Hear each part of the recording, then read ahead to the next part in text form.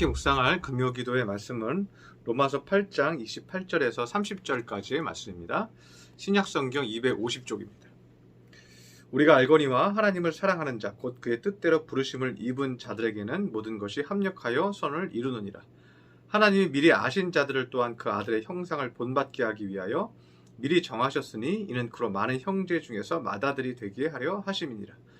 또 미리 정하신 그들을 또한 부르시고 부르신 그들을 또한 의롭다 하시고 의롭다 하신 그들을 또한 영화롭게 하셨느니라. 아멘. 지난주 주일에는 야곱이 삼촌 라반의 집에서 나오는 과정 가운데서 라반이 겪은 고난을 통해서 하나님이 어떤 성장을 이루시는지 묵상을 했습니다. 야곱에게 부정적인 일들이 많이 일어나지만 하나님께서 그를 훈련시키고 있는 거죠. 라반 삼촌의 그 온전치 못한 사람을 통해서요, 충성 훈련도 시키고 화평케 하는 훈련도 시키고 악을 악으로 갚지 않는 훈련도 시키고, 그래서 야곱을 점점 하나님의 일꾼으로, 하나님의 나라의 민족의 지도자로 하나님이 세워가는 것을 우리가 볼 수 있었습니다. 그리고 그 야곱이 우리가 새벽에 말씀을 묵상하고 있지만 그 어려움 중에도 삼촌 라반에게서부터 많은 양과 염소들을 데리고 나오는 것을 우리가 묵상하고 있습니다. 그래서 우리가 어떤 완벽을 추구해서 간다고 해서 완벽해지는 것이 아니고요, 하나님께서 부르셔서요, 부신 자들을 부족함 가운데서도 도우셔서 완벽하게 만들어 가시는 것을 우리가 발견할 수 있는 것입니다. 그러면 어떤 사람에게 그렇게 하시는가? 어떤 사람이 그렇게 허물과 연약함이 많은데도 불구하고 하나님께서 그렇게 좋은 방향으로 하나님께서 인도하시는가? 그것이 오늘 말씀이죠. 우리가 알거니와 하나님을 사랑하는 자 곧 그의 뜻대로 부르심을 입은 자들에게는, 하나님이 부르시면 또 거기에 순종해서 따라간 그 사람은 뭐예요? 어떠한 고난과 어려움과 부정적인 사건 모든 것들이 합력하여 선을 이루느니라. 좋은 일로 바뀌어 간다는 것이죠. 이 말씀은 우리에게 큰 위안을 줍니다. 왜냐하면 우리가 부족함에도 불구하고 하나님의 부르심을 입었기 때문에 그 모든 사건과 사고들이 합력하여 선을 이루시고 합력하여 좋은 결과를 만들어내기 때문에 이 말씀은요, 우리에게 큰 위안이 되는 거예요. 그래서 우리가 부르심의 삶을 사는 것이 가장 좋은 것입니다. 우리 입장에서 보면 부르셨으니까 어떻게 해요? 따라가는 인생을 사는 거죠. 하나님의 말씀대로 살고 예배의 중심으로 살고 기도하면서 살고, 이렇게 살 때 하나님께서 모든 것을 합력하여 선으로 만들어 가신다는 것을 우리는 믿을 수 있는 것이죠. 제가 그래서 자주 강조했지만 우리는 religious person이 아니라 그랬죠. follow the person이라고 그랬죠. 우리는 종교적인 사람이 아니라 따라가는 사람입니다. 하나님을 따라갈 때 하나님께서 우리를 계속해서 온전한 길로 인도하시는 거예요. 우리는 우리 방법대로 살아야 원하는 결과가 있을 것이라고 생각합니다. 그런데 하나님의 일꾼은 좋은 결과를 얻기 위하여 하나님의 방법대로 순종하며 살아갑니다. 오늘 본문을 보면 부르심을 받았다는 의미가 어떤 의미인지 추가적인 말씀을 하고 있습니다. 30절을 보면 또 미리 정하신 그들을 또한 부르시고 부르신 그들을 또한 의롭다 하시고 의롭다 하신 그들을 또한 영화롭게 하셨느니라고 말하고 있습니다. 하나님의 부르심의 순서가 있다는 거예요. 먼저는 하나님께서 정하신 그들을 부르신다고 얘기하고 있습니다. 어떤 이유에서인지 모르지만 하나님은 그 사람을 부르시기로 결정하신 거예요.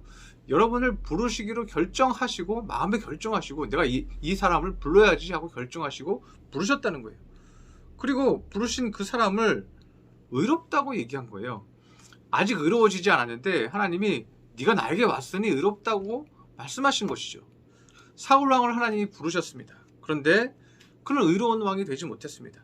하나님은 의롭다고 부르셨어요. 그리고 의로운 자라고 말씀했죠. 솔로몬 왕도 마찬가지입니다. 하나님께서 의롭다고 부르신 거예요. 그리고 1000번제를 지내고 지혜를 얻었습니다. 그런데 어떻게 해요? 솔로몬 왕은 1000명의 아내를 통해서 수많은 우상들을 예루살렘 성전으로 가지고 들어오게 허락했죠. 그리고 사울 왕은 어때요? 사울 왕은 다윗을 시기 질투하면서 자기 안에 있는 성령을 소멸했죠. 그런데 그 다음이 중요합니다. 하나님은 의롭다고 말씀하시고 영화롭게 하신다고 말씀을 했습니다. 이 영화롭게 되는 부분은요, 하나님이 이미 우리에게 하셨지만 우리가 여기에 순응해야 하는 거예요. 우리도 원해야 된다는 거예요. 여러분도 원해야 된다는 거예요. 여러분이 주님과 동행해야 합니다. 여러분이 기도해야 합니다. 여러분이 말씀을 묵상해야 합니다. 하나님은 성령을 우리 안에 주시려고, 내주하게 하시려고 독생자 예수님도 십자가에 못 박혀 죽게 하셨습니다. 그리고 휘장을 찢으셨습니다. 그래서 지성소에 들어와서 우리가 영화롭게 되는 길을요, 활짝 열어놓은 거예요. 그래서 그 안에 들어오기만 하면 되는 거죠. 31절에서도 그런즉 이 일에 대하여 우리가 무슨 말하리요? 만일 하나님이 우리를 위하시면 누가 우리를 대적하리요? 이렇게 말합니다. 하나님이 우리를 위하시니 누구도 대적할 수 없다는 거예요. 하나님이 이미 모든 것을 여시고 우리가 그 안에 들어오기만 하면 누구도 대적할 자가 없다는 거예요. 하나님은 모든 것을 하셨고 하나님은 이미 모든 것을 약속하셨습니다. 내가 너희를 위하니 누구도 너희를 대적할 자가 없을 것이다. 우리에게 말씀하는 겁니다. 35절에서도 누가 우리를 그리스도의 사랑에서 끊으리요? 환난이나 곤고나 박해나 기근이나 적신이나 위험이나 칼이랴. 내가 너희를 사랑하는 마음은 그 어떤 환난도, 그 어떤 곤고도, 그 어떤 기근이나 그 어떤 위험도 끊을 수가 없다. 나는 그토록 너희를 사랑한다. 이미 다 약속하시고 선포하시고 문을 열고 계신 거죠. 하나님은 할 수 있는 모든 것을 하고 계신 것입니다. 그러면 이제는 우리가 할 일만 남은 것입니다. 그게 무엇일까요? 그것은 하나님께서 여러분을 영화롭게 하시려는 것에 순응하는 거예요. 하나님은 이미 그 영화로운 것에 문을 다 열어놓으셨기 때문에 우리는 기도하고 묵상하고 성령의 충만한 은혜 가운데 예배드리고 그러한 일을 소중하게 여기는 것은 우리가 해야 할 일이라는 것입니다. 37절에도 보면 그러나 이 모든 일에 우리를 사랑하시는 이로 말미암아 우리가 넉넉히 이기느니라고 말합니다. 주의 사랑하시는 이가 그로 말미암아, 이 말은 뭐예요? 우리가 그것을 받음으로 말미암아 이 뜻이에요. 하나님이 우리를 영화롭게 하시는 것을 우리가 순응해서 받을 때, 하나님의 사랑하시는 은혜를 우리가 충만히 받을 때, 그 영화로움 안에 우리가 들어갈 때 우리가 어떻게 해요? 넉넉히 이 세상을 이길 수 있다는 것입니다. 우리가 세상을 이기는 방법은 문제 해결이 아니에요. 돈을 버는 것도 아니에요. 우리가 세상을 이기는 것은 영화롭게 되는 것입니다. 우린 누군가의 비난에 연약합니다. 그러나 하나님께서 영화롭게 하시는 그 은혜 가운데 임하면요, 우린 누가 비난해도 상관이 없습니다. 하나님의 은총이 나에게 내려지기만 하면 됩니다. 하나님이 주시는 천국과 기쁨이 나에게 있기만 하면 됩니다. 나의 자랑이 땅에 떨어져도 상관이 없습니다. 나의 자존심이 땅에 떨어져도 상관이 없습니다. 하나님이 나를 영화롭게 하면 그것이 최고의 가치가 되어서 하나님이 기뻐하시는 일에 헌신하고 수고하며 하나님이 주시는 은혜와 천국의 가치를 최고로 여기기 때문에요. 누가 뭘 말해도요, 누가 나를 어떻게 평가해도요, 관심이 없는 거예요. 그러면 우리는 영화롭게 됩니다. 그리고 우리는 세상 일로 근심하지 않게 되는 것입니다. 오늘 하루를 마무리하면서 여러분, 하나님이 영화롭게 하신 모든 문을 여셨다는 것을 믿으시고 기도의 자리로, 말씀의 자리로 가시기를 바랍니다. 그리고 나를 거룩하고 경건하게 만드시기를 바랍니다. 그렇게 할 때 우리는요, 하나님의 부르심의 완성을 이루는 거예요. 그 하나님의 부르심의 완성을 이루면 어떻게 된다고 그랬어요?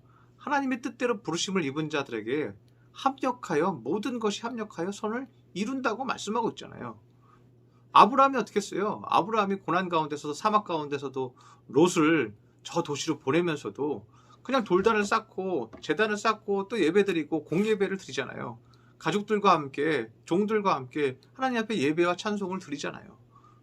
그게 아브라함이에요. 부르심의 결과물이에요. 부르심의 결론이 뭐예요? 예배인 거예요. 그리고 그 자리가 뭐예요? 아브라함이 영화롭게 되는 거예요. 아브라함이 성령으로 충만하고 그 가족들이 성령으로 충만한 거예요. 그러한 자에게 뭐가 있다는 거예요? 모든 것이 합력하여 선을 이루느니라, 이 말씀인 거죠. 모든 세상 근심을 내려놓고 오늘 하루 하나님의 영화로우심을 체험하시기를 바랍니다. 그리고 거룩한 경건의 시간을 가지시기를 바랍니다. 그러면 하나님께서는 반드시 여러분을 통해서 모든 어려움이 나중에는요, 다 전화위복이 돼서 모든 결과가 선한 결과가 되는 귀한 은혜가 여러분에게 있으실 것입니다.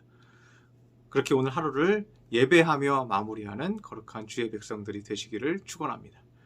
기도하겠습니다. 할렐루야. 사랑과 은총이 충만하신 주님, 오늘 말씀을 통해서 부르심이 무엇인지 배웠습니다. 부르신 것은 하나님이 작정하고 우리를 부르셨습니다. 그리고 의롭다 하셨습니다. 그리고 영화롭게 하시려고 우리를 부르셨습니다. 그러나 우리가 영화롭게 되는 것은 우리가 성령의 소욕을 품어야 합니다. 성령을 사랑하여 기도하고 예배하며 찬송하며 묵상하며 경건의 시간을 갖고 함께 예배를 드리는 것입니다. 하나님의 영이 우리 마음에 임하시고 우리의 마음을 거룩하게 하실 때, 우리가 영화롭게 되었을 때 그것이 하나님의 부르심에 합당한 결과를 맺는 것입니다.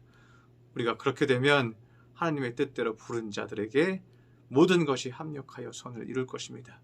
우리의 실수도 고난도 허물도 어리석음도 연약함도 다 선을 이루어서 야곱처럼 될 것이요 요셉처럼 될 것이요 아브라함처럼 될 것입니다. 주님, 우리가 그런 아름다운 결과를 다 맞이할 수 있도록 은총을 베풀어 주시옵소서. 귀한 말씀 주시니 감사드리며 예수님의 이름으로 기도드렸습니다. 아멘.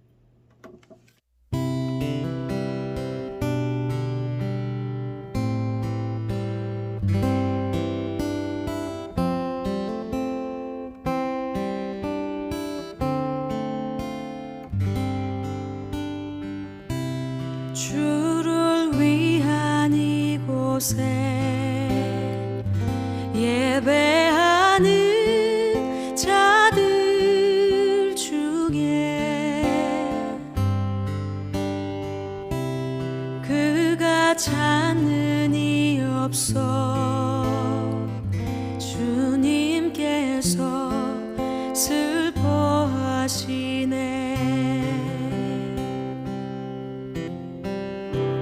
주님이 찾으시는